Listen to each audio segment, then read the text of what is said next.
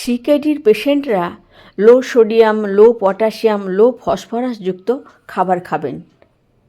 যেসব ফল এবং সবজির মধ্যে সব থেকে কম এগুলো আছে সেগুলো হলো আপেল, আঙুর, আনারস, ব্লুবেরি, ক্র্যানবেরি, স্ট্রবেরি ইত্যাদি।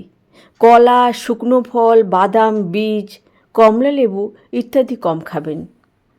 সবজিগুলো হলো ফুলকপি, বাঁধাকপি, শসা, সবুজ বিনস, লেটুস, মূলো, স্কোয়াশ, পেঁয়াজ, বেল পেপার, বিশেষ করে লাল বেল পেপার, এগুলোর মধ্যে কিন্তু এই জিনিসগুলো কম পাওয়া যায়।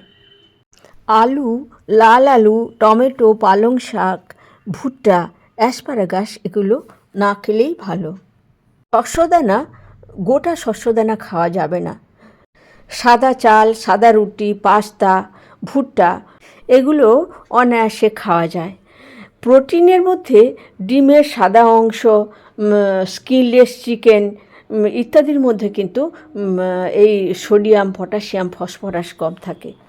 সামুদ্রিক উদ্ভিদ যেমন সি ব্যাস, সি কেল্প, সি মস এগুলোর মধ্যেও এই জাতীয় জিনিস কম থাকে, সেজন্য এগুলো নিরাপদে খাওয়া যায়। যেহেতু প্যাকেটজাত খাদ্যে প্রচুর পরিমাণে সোডিয়াম থাকে, সেজন্য প্যাকেটজাত মাংস, ক্যান্ড ফুড, ফাস্ট ফুড এগুলো যতটা পারেন কম খাবেন। দুধ, পনির, দই এগুলোও কম খেতে হবে। যেসব মশলা এবং হার্বস কিডনিকে ভালো রাখে সেগুলো হলো রসুন, হলুদ ও গোলমরিচ, আদা, তুলসী পাতা, রোজমেরি, জোয়ান, তেজপাতা, লঙ্কা, অরিগানো, ত্রিফলা, দারুচিনি ইত্যাদি।